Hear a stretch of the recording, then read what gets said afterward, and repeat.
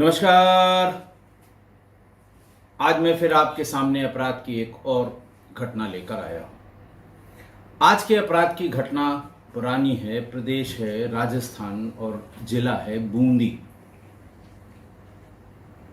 बात 2019 की है। हुआ यूं कि बूंदी जिले के बूंदी कोतवाली पर बिबनवा रोड से एक परिवार थाने पर आया और उसने ये बताया कि 28 अगस्त 2019 को उनका लड़का अभिषेक शर्मा, जो बूंदी पुलिस लाइन में कांस्टेबल है और अभी हाल में ही उसने कमांडो कोर्स कंप्लीट किया है। बूंदी पुलिस लाइन में तैनाती थी।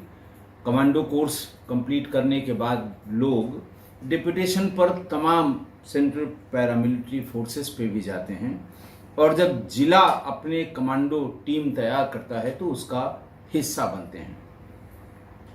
घर वालों ने बताया कि 28 अगस्त 2019 को अभिषेक ने घर पर यह बताया कि वो पुलिस लाइन ड्यूटी ज्वाइन करने जा रहा है। छुट्टी पर था 2-1 दिन के, ज्वाइन करने जा रहा है। रात का खाना न बनाया जाए, वो कल दिन में ड्यूटी पूरी करके वापस आएगा। 28 अगस्त 2019 की रात में उसे आना नहीं था, इसलिए रात की कोई बात नहीं हुई।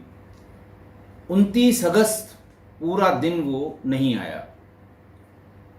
घर वालों ने सोचा कभी कभी ड्यूटी एक्सटेंड हो जाती है, हो सकता है ना आया हो। घर वालों ने भी जानने की कोशिश नहीं की। लेकिन 30 अगस्त को जब घर पर कोई कम्युनिकेशन नहीं हुआ कि वो आएगा कि नहीं आएगा, ड्यूटी कब तक है, जो थोड़ा सा असामान्य था उसके बिहेवियर में कि वो 2-2, 3-3 दिन तक कोई फोन न करे, तो घर वालों ने पुलिस लाइन में फोन करके उसके साथियों से जानकारी की कि वो 28 की रात में पुलिस लाइन ड्यूटी ज्वाइन करने के लिए गया था, लेकिन अब तक नहीं आया। हो सकता है मोबाइल उसका स्विच ऑफ हो गया हो, तो जरा पता करके बताएं कि वो कहां पर है और ड्यूटी कब उसकी खत्म हो रही है। उसने कहा ठीक है, मैं ड्यूटी जहां से लगाई जाती है ड्यूटी ऑफिस से पूरी बात पता करके बताता हूं। थोड़ी देर बाद उसका फोन आया और उसने कहा कि ये यहां आया ही नहीं। 28 की शाम को वास्तव में उसे रिपोर्ट करना था, लेकिन 28 की शाम को भी नहीं आया, 29 को भी नहीं आया और आज 30 तारीख है। 30 को भी उसकी कोई आमद पुलिस लाइन में नहीं है। घर वालों का परेशान होना वाजिब था। घर वालों ने कई जगह रिश्तेदारियों में और बाकी जगह तलाश की। पहले उन्होंने यही कोशिश की कि हम तलाश कर लेते हैं और कोई उसके साथ क्या दुर्घटना होगी। बहुत 6 फीट की उसकी हाइट रही होगी। थोड़ा जैसे वो कहते हैं ना कि बहुत न डरने वाला व्यक्ति था, कमांडो कोर्स कर रखा था। लेकिन 7 दिनों तक तलाश करने के बाद जब कुछ पता नहीं लगा, तो 4 सितंबर 2019 को बूंदी कोतवाली पर घर वालों ने गुमशुदगी लिखवा दी। लेकिन तब तक पुलिस लाइन में यह हल्ला हो गया कि अपने साथ का ही एक साथी 28 तारीख से लापता है, उसका कोई पता नहीं है। पुलिस वालों ने अपनी तरफ से पूरी कोशिश की, रात दिन एक कर दिया कि आखिर वो कहाँ गया और उसके बारे में क्यों पता नहीं लग रहा है। पुलिस की ट्रैकिंग करने वाले भी पुलिस कांस्टेबल हुआ करते हैं, उनका सुपरविजन पुलिस सब इंस्पेक्टर करते हैं। सब लोगों ने कोशिश शुरू की और उस रात की उसकी लोकेशन, लास्ट लोकेशन जिसे कहते हैं CDR के माध्यम से, तो ये पता लगा कि वो रात 12:30 बजे तक एक्टिव था। 12:30 बजे तक की उसकी कॉल थी और उसके बाद उसका फ़ोन स्विच ऑफ हो गया और फिर 7 दिन बाद यानी जिस दिन गुमशुदगी लिखवाई गई उस दिन तक भी वो फ़ोन एक्टिव नहीं हुआ था। उसकी सीडीआर और जीपीएस ट्रैकिंग के आधार पर पुलिस ने ये भी पता कर लिया कि वो निकला घर से बाइक से ही था और बाइक से ही चलता था, लेकिन जो उसकी लास्ट लोकेशन रात के 12:30 बजे मिली थी वो घर से 140 किलोमीटर दूर सवाई माधोपुर जिले के बौली गांव में मिली। पुलिस को थोड़ा सा अजीब सा लगा कि पुलिस लाइन कह के और 140 किलोमीटर अपनी मोटरसाइकिल चलाकर ही गया होगा, क्योंकि वो डिस्टेंस घर के चलने और वहाँ लास्ट लोकेशन के बीच काउंट की गई तो उतना ही समय मोटरसाइकिल वाले को लगना होगा सवाई माधोपुर के बौली गांव तक पहुंचने के लिए। फिर पुलिस ने बौली गांव में जाके उसके सेल A B C alpha beta gamma भी उसे कहते हैं 380 डिग्री को आप 3 भागों में बांट लीजिए, तो जो सेल का टावर है वो 3 भागों में इस तरह से विभक्त होता है और जो सीडीआर निकलती है उसमें लिखा होता है जो टावर होता है उसका नंबर और फिर 1 2 3 यानी टावर के अल्फा एंगल में था कि बीटा एंगल में था कि गामा एंगल में था, उसको ए बी सी सेल भी कहते हैं। वहां जाकर जब उसको मौके पर लोकेट किया गया और कनेक्ट किया गया तो ये पता लगा कि वो गांव के एक वीरान किले विजयगढ़ किले की तरफ वो वहां उसकी लोकेशन लास्ट लोकेशन आई थी। विजयगढ़ का किला वीरान है, खंडहर है और आसपास वहां पर कोई भी आबादी नहीं है। तो पुलिस ने ये उसका अंदाजा लगाया कि जो कुछ हुआ है वो इसी किले में हुआ है, यहीं स्विच ऑफ हुआ है। पुलिस और परेशान हुई कि आखिरकार वो इतनी दूर रात में 12:30 बजे इस वीरान किले में क्यों आया होगा और उसके साथ क्या हुआ होगा। पुलिस ने इस परेशानी को सुलझाने के लिए एक बार फिर से उसके घर वालों से बातचीत की कि भाई ये बौली गांव के विजयगढ़ किले तक इसके जाने का क्या मतलब है, वहां आसपास क्या आपकी कोई रिश्तेदारी है। तो उसके घर वालों ने बताया कि पास में एक गांव है जरवाड़ा और जरवाड़ा में ही उसकी ससुराल है। जो गायब हुआ है कांस्टेबल अभिषेक, उसकी ससुराल वहीं पर है। हालांकि उसकी पत्नी से आजकल अनबन चल रही थी।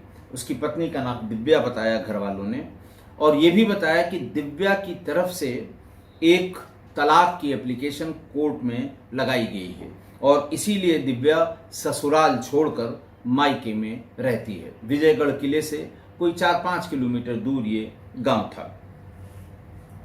पुलिस को अब थोड़ा थोड़ा ये अंदेशा हुआ कि वो ससुराल की तरफ गया होगा, पत्नी से रिश्ते अच्छे नहीं हैं, तो वहीं कोई न कोई ऐसा रीज़न डेवलप हुआ होगा कि ये या तो विजयगढ़ किले खुद गया या ले जाया गया और वहीं कोई न कोई घटना उसके साथ हुई है। लेकिन ऐसे में उसकी पत्नी दिव्या को आरोपी नहीं माना जा सकता जब तक कि कोई ठोस सबूत न हो। फिर पुलिस वापस आई उसके माँ से, उसके भाइयों से, उसके घर में और बाकी लोगों से जानकारी हासिल करने की कोशिश की कि आखिरकार ये अनबन किस बात को लेकर हुई थी। एक्स्ट्रा मैरिटल अफेयर के लिए ही पुलिस परेशान होती है और वहीं से हमेशा इस तरह की बातें, इस तरह के सवाल उठते हैं और जवाब भी वहीं से मिलते हैं। इसीलिए पुलिस ने ये जानने की कोशिश की कि पत्नी और उसके बीच अनबन का कारण क्या था। तो पुलिस को ये पता लगा कि कोई साल भर पहले अभिषेक के घर उसकी पत्नी दिव्या की सगी फुफेरी बहन श्यामा घूमने आई थी या रहने आई थी और वो करीबन 20 दिन यहाँ पर रही होगी। इस बीच में 2 बार अभिषेक छुट्टी लेकर घर पर आने के लिए घर पर आया और कई दिन यहीं पर रहा। ये भी बताया गया कि उसकी पत्नी का जो मतभेद है वो श्यामा को लेकर हुआ, क्योंकि श्यामा को उसने अपने पति अभिषेक के साथ किसी आपत्तिजनक अवस्था में देख लिया था। झगड़ा इतना हुआ कि दिव्या ने अपनी फुफेरी बहन श्यामा को फौरन घर छोड़ने के लिए कह दिया और पति से भी उसने रार की, झगड़ा किया और घर वालों ने उसका बीच बचाव किया। हंगामा उस दिन बहुत हुआ था, ऐसा घर वालों ने बताया कि श्यामा की वजह से ये सब प्रॉब्लम हुई थी। और उसके थोड़े दिन बाद ही जब दोनों के बीच श्यामा को लेकर ही तमाम ताने, झगड़े और इस तरह की बात होती रही, तो एक दिन अचानक दिव्या घर छोड़कर अपने मायके चली गई थी। मायके जाने के बाद अभिषेक और दिव्या की दूरियां बढ़ गई थी और बात यहां तक पहुंच गई थी कि दिव्या ने तलाक लेने की अर्जी, अपनी जो एप्लीकेशन है, तलाक की जो पिटीशन है, वो कोर्ट में दाखिल कर दी थी। इतनी बात पता लगने पर पुलिस को ये समझ में आ गया कि ये झगड़ा श्यामा की वजह से ही हुआ है और ये भी पता लगा कि श्यामा भी सवाई माधोपुर के ही बौली गांव की रहने वाली है। जिस गांव में, बौली गांव में जहां ये विजयगढ़ का किला है, वहीं पर वहीं की ये रहने वाली है। तो बात पुलिस के कुछ न कुछ समझ में आ रही थी कि रात में वो, ससुराल तो वहां से थोड़ी दूर है, रात में 28 तारीख की वो संभवतः बौली गांव ही गया होगा श्यामा के से मिलने के लिए। श्यामा से मिल पाया कि नहीं मिल पाया, ये न तो सीडीआर से और न ही लोगों के बयान से ये पता लग पा रहा है।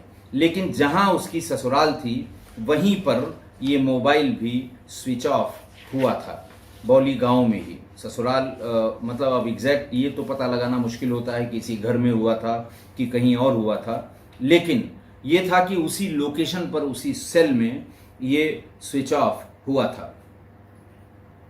यानी पुलिस को अब उसकी पूरी इन्वेस्टिगेशन में 2 प्राइम सस्पेक्ट मिल गए, जिसके घर के आसपास उसका गायब होना, मोबाइल का स्विच ऑफ हो जाना और वहां तक पहुंचना।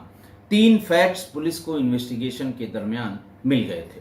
तो प्राइम सस्पेक्ट हुए अभिषेक की पत्नी दिव्या और उसकी साली श्यामा।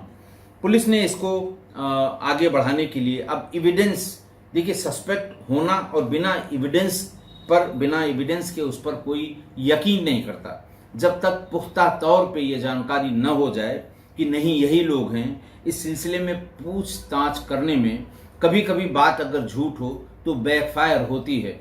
इसलिए पुलिस जब तक सबूत अच्छे से इकट्ठा नहीं कर लेती और कोई वेरीफाइबल एविडेंस उसके पास नहीं आ जाता, वो हाथ नहीं लगाती। इस बीच में काफी टाइम निकल गया, 2-2.5 महीने हो गए और पुलिस, अभिषेक के घर वाले एसपी ऑफिस के और थाने के रोज रोज चक्कर लगाते रहे। क्राइम ब्रांच ने फिर ये कहा कि 28 तारीख को जब ये घर से चला, यानी 28 तारीख की इसकी कॉल डिटेल, श्यामा की कॉल डिटेल और पत्नी दिव्या की कॉल डिटेल, तीनों को एक साथ रख के एनालिसिस टूल्स से इसकी एनालिसिस की जाए और उससे अंदाज लगाया जाए कि आखिरकार हुआ क्या था 28 को। पुलिस का माथा ठनका कि उस दिन श्यामा और अभिषेक की बहुत लंबी लंबी बात हुई थी, लेकिन दिव्या से कोई बात नहीं हुई थी। श्यामा की अभिषेक से भी बात हुई थी और एक दूसरे नंबर पर भी साइमल्टेनियसली लंबी लंबी बातें हुई थी। पुलिस ने फिर 3 महीने की कॉल डिटेल को जब खंगालना शुरू किया तो ये पता लगा कि इन 3 महीनों में दिव्या से तो उसकी कभी बात नहीं हुई, लेकिन श्यामा से उसकी 2-2 घंटे और 2.5 घंटे की लंबी लंबी कॉल्स हुई थी। पुलिस को समझने में बहुत ज़्यादा देर नहीं लगी। पुलिस ने स्पेसिफिक कॉल्स को जब फ्लैग किया तो ये पता लगा कि 28 की शाम को लास्ट कॉल श्यामा की ही अभिषेक पर आई थी और लगभग जिस समय में उसने अपने घर वालों को कहा था कि वो बूंदी पुलिस लाइन जा रहा था, उसके 10 मिनट पहले की ही कॉल थी। कॉल आते ही उसने ये कहा कि मैं जा रहा हूँ, आज पुलिस लाइन में रहूँगा, मेरा खाना नहीं बनाना, मैं लौट के नहीं आऊँगा, मेरी रात की ड्यूटी है। तो वहाँ से वो कॉल जो उसकी आई थी वो श्यामा की थी, और वो इसीलिए झूठ बोलकर घर वालों से कि वो पुलिस लाइन जा रहा है, वो बाइक से श्यामा के पास आ गया। इतनी लंबी लंबी बातचीत, और घटना के दिन उसकी कॉल पर वहां पहुंच जाना, इससे पुलिस का शक, या पुलिस के पास जो एविडेंस था वो अब ऐसा हो गया था कि श्यामा से इस सिलसिले में पूछताछ की जाए। लेकिन श्यामा से बात करने वाले दूसरे शख्स का पता नहीं था। उसके बारे में न घर वाले बता पाए और न पुलिस के पास इस तरह की कोई हिंट थी कि दूसरा कौन हो सकता है। पुलिस ने फिर उसका फिजिकल वेरिफिकेशन शुरू किया। फिजिकल वेरिफिकेशन से ये पता लगा कि वो श्यामा के ही गांव का रहने वाला नावेद नाम का एक लड़का है। 28 तारीख को जितनी बार श्यामा की अभिषेक से बात हुई है, उसके पहले या उसके बाद नावेद से भी उसकी बात हुई थी। पुलिस के पास सीडीआर और कॉल्स के रूप में पुख्ता सबूत थे कि घटना वाले दिन मृतक से और श्यामा से जो बात हुई है वो त्रिकोणीय बात हुई है। नावेद की श्यामा से और श्यामा की अभिषेक से, अभिषेक की श्यामा से और श्यामा की नावेद से। इसलिए पुलिस ने फौरन दोनों को थाने पर बुलवा लिया, श्यामा और नावेद को। दिव्या से कभी कोई बात नहीं हुई, इसलिए पुलिस ने दिव्या को बुलाना उचित नहीं समझा, क्योंकि उसके विरुद्ध कॉल के रूप में या सीडीआर के इंडिकेटर्स के रूप में कोई साक्ष्य पुलिस के पास नहीं थे। दोनों से अलग अलग पूछताछ की गई, लेकिन कुछ खास नहीं निकला। फिर जब दोनों को आमने सामने बिठाया गया और एक एक कॉल के बारे में जानकारी करनी शुरू की गई, थोड़ी देर बाद पुलिस की सख्ती के आगे दोनों ही टूट गए। और फिर उसने बताया कि 28 की रात ही हम लोगों ने अभिषेक को मार डाला था और विजयगढ़ के किले में ही मार डाला था। पुलिस के पूछताछ में फिर श्यामा से पूछा कि आखिर उसने ऐसा क्यों किया, तो श्यामा ने बताया कि वो स्कूल में काफ़ी इंटेलिजेंट थी। 12वीं में उसके 75% मार्क्स आए थे। बड़ा भाई नहीं था, पिता का देहांत हो चुका था, माँ आंगनबाड़ी में काम करती थी। साल भर पहले वो इसी सिलसिले में कि पढ़ाई लिखाई में थोड़ी और मदद हो जाएगी, अपनी बहन दिव्या के घर गई थी। वहाँ उसने जब अभिषेक को उसने देखा, ऐसा नहीं था। जब अभिषेक की नज़र श्यामा पर पड़ी तो उन दोनों में थोड़ा सा पहले आकर्षण हुआ होगा, उम्र का तकाजा रहा होगा, लेकिन नज़दीकियाँ दोनों में बहुत बढ़ गई। श्यामा ये कहती है, लेकिन मेरा कभी भी इंटेंशन उसके साथ शादी का नहीं था, जैसा अभिषेक बार बार कहता था, क्योंकि अभिषेक उससे 10 वर्ष बड़ा था। लेकिन उसके कारण दिव्या और अभिषेक के बीच तलाक की नौबत आ गई थी, इसलिए वो भी अपनी बहन के कहने के बाद तुरंत अपने गांव आ गई। आगे बताती है कि लेकिन इस बीच में नावेद जो उसका हमउम्र था, उससे उसकी बातचीत शुरू हो गई थी और वो परेशान इस बात से थी कि उसके वहाँ से आने के बाद या उसकी बहन के अपने मायके पहुँच जाने के बाद भी अभिषेक उससे फ़ोन पर लगातार कांटेक्ट में बना रहा और हर दूसरे तीसरे दिन वो दबाव बनाता रहा कि आखिरकार तुम्हारी बहन हमारा घर छोड़ के चली गई है, तलाक की एप्लीकेशन ले ली है, दे दी है, इससे बढ़िया कोई मौका नहीं है, तुमको मुझसे शादी करनी होगी।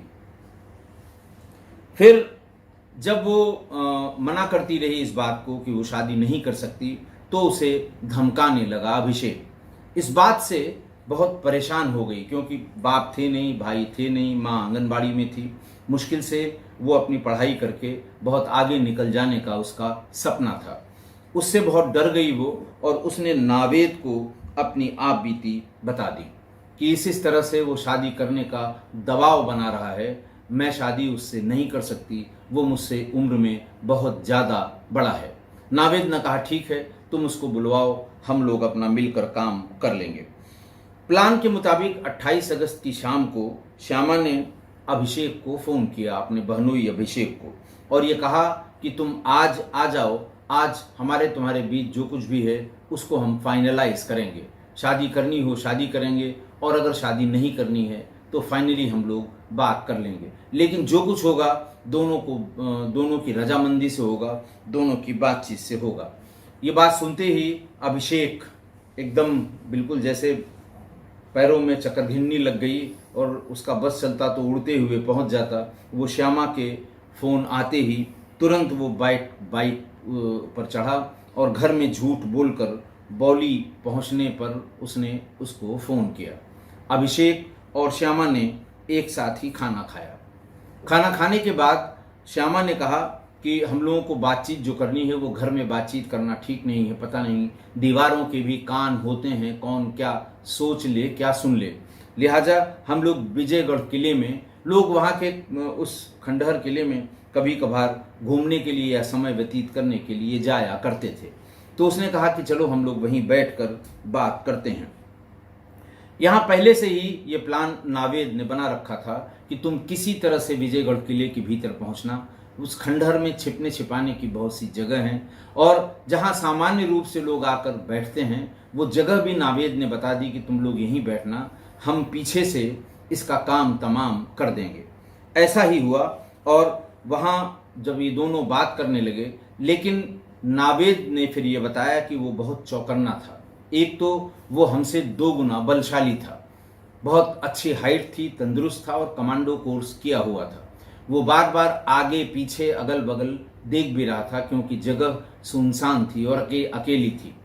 हम भी इसी बात पर नज़र लगाए हुए थे कि कब उसका ध्यान सामने की तरफ हो और हम पीछे से उसके सिर पर वार कर दें। नावेद ने यह भी बताया कि उसे डर लग रहा था कि अगर पहला वार खाली चला गया तो वो हम दोनों लोगों को अकेले ही मार डालता।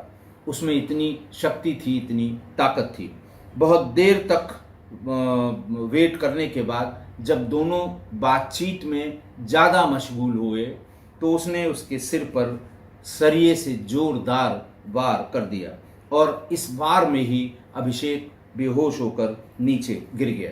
फिर नावेद और श्यामा ने मिलकर कुल्हाड़ी और सरिये से अभिषेक के सिर पर एक के बाद एक 50 वार किए, और जब उसे तसल्ली हो गई श्यामा को कि अभिषेक मर गया तो उन्होंने वार करना बंद कर दिया। जब उसकी मृत्यु हो गई तो उन दोनों ने मिलकर अभिषेक के सारे कपड़े, जिससे पहचान हो सकती थी, सारे कपड़े उतार दिए और उसे जंगल में उसे फेंक दिया। जो पत्थरों के नीचे आप दबा दीजिए तो वो दीमक खा जाते हैं उसे, या सड़ गल जाता है, उसकी पहचान नहीं हो सकती अगर ज़्यादा दिन बीत जाएं।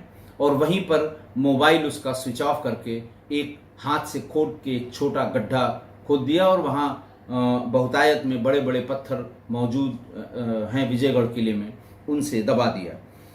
जब और उसके बाद दोनों वापस अपने अपने घर लौट गए। इतनी खौफनाक कहानी जानने के बाद पुलिस दोनों को लेकर विजयगढ़ के किले में पहुंची, और उनकी निशानदेही पर जहां उन्होंने गड्ढा खोदकर उसे दबाया था वहां पर गड्ढा खोदा गया।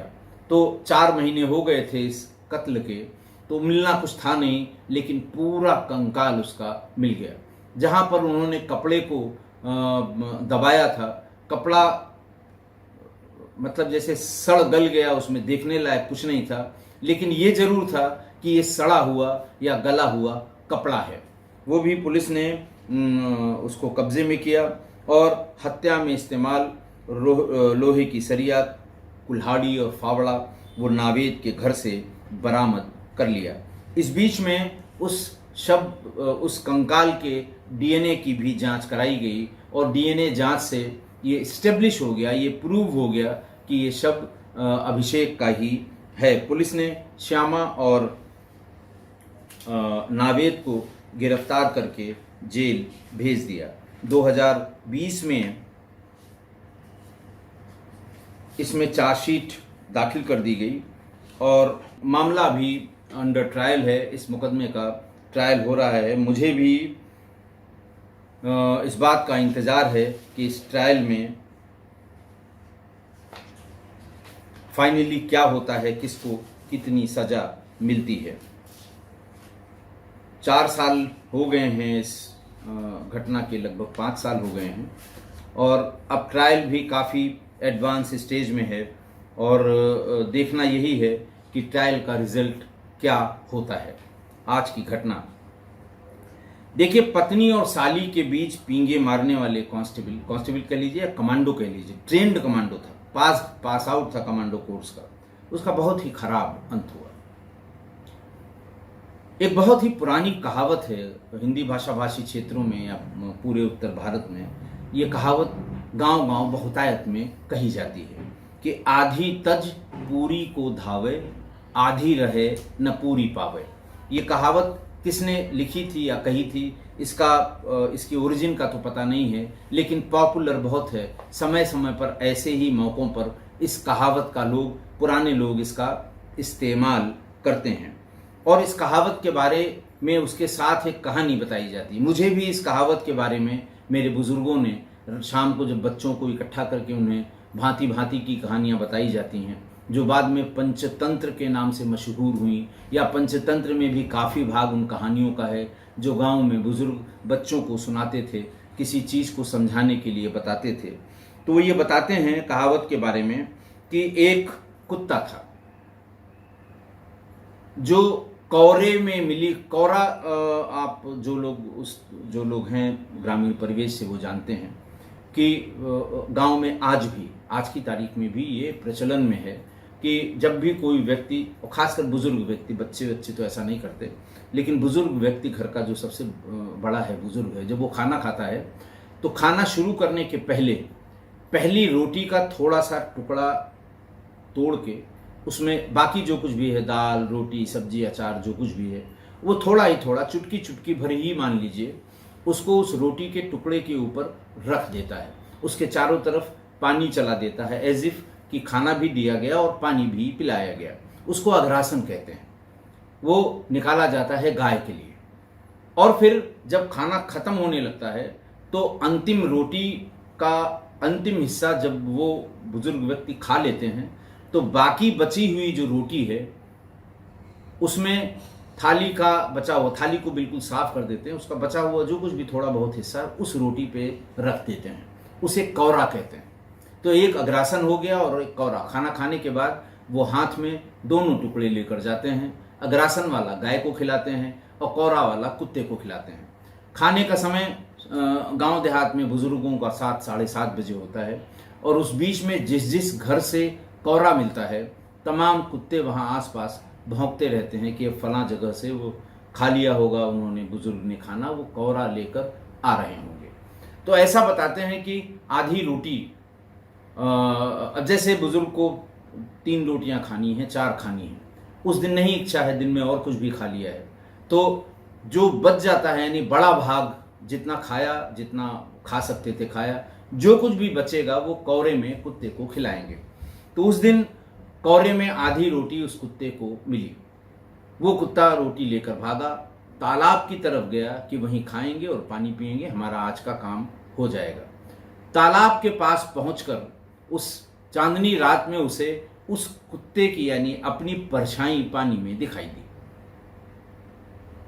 और पानी में उसे अपनी ही परछाई यानी एक कुत्ता आधी रोटी मुंह में लिए हुए दिख गया। कुत्ते को लालच आ गई कि अगर मैं इसके मुंह से आधी रोटी छीन लूं तो मुझे पूरी रोटी मिल जाएगी और आज का मेरा पूरा काम हो जाएगा। उस रोटी को छीनने की गरज से वो पानी में कूद जाता है और उसके मुंह में पड़ी हुई जो आधी रोटी है वो भी पानी में गिर जाती है। तब ये कहावत बनी थी कि आधी तज पूरी को धावे, आधी रहे न पूरी पावे।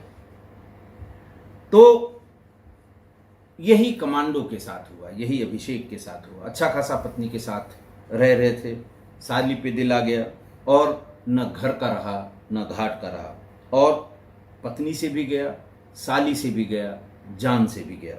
तो सलाह यही, मुंह मारने की आदत से बाज आए। बहुत बहुत ढेर सारी कहानियां मैंने इसी पर सुनाई हैं, लोगों की मुंह मारने की आदत पर। तो उससे बाज आना चाहिए, और जो कुछ है आपके पास उसी में संतुष्ट रहना चाहिए। आधा है तो आधे का ही उपयोग करिए। पूरी के पीछे भागेंगे, आधी भी चली जाएगी, कहीं के नहीं रहेंगे, न घर के न घाट के। आशा है आप मेरी इस बात से सहमत होंगे। आज के लिए इतना ही। बहुत बहुत धन्यवाद।